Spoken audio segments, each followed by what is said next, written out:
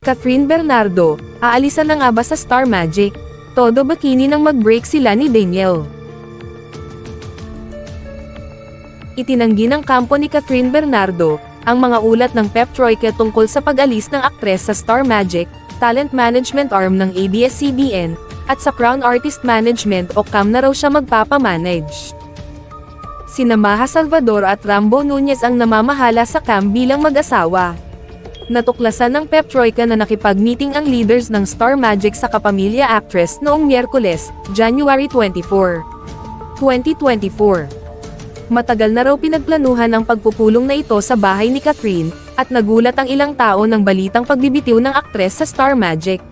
Si Mommy Min Bernardo, ina ni Catherine, ay pinaniniwala ang nagpaalam sa ilang malalapit na kapamilya na patuloy na magtatrabaho ang kanyang anak sa Star Magic. Kaya mali ang chismis na lilipat si Catherine sa talent management. Kinwestiyon din ng Pep Troika si Rambo, ang CEO ng Crown Artist Management. Sinabi niya na hindi siya makapagbigay ng pahayag hinggil sa usapin. Aniya, I really don't have any statement because I'm not aware of anything regarding that. Masaya na lang ibinalita ni Rambo na 5 months pregnant na si Maja, kaya medyo nagbabawas na raw sila ng mga trabahong tinatanggap. Sinabi niya na ang bagong trap ng kanyang asawa, Sugal, ay napublish noong Martes ika-23 ng Enero, at kasalukuyang magagamit sa Spotify. Hindi pa raw nila alam ang gender ng baby nila ni Maja, kaya hindi pa nila napagdesisyonan kung kailan o kung meron bang magaganap na gender reveal.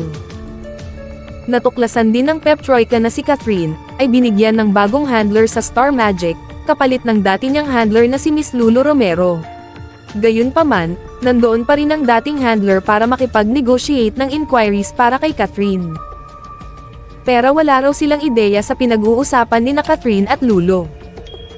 Sa kabilang banda, noong Martes, ika-23 ng Enero taong 2024, nag-post si Catherine ng mga larawan mula sa kanyang bakasyon sa Instagram at X, dating Twitter.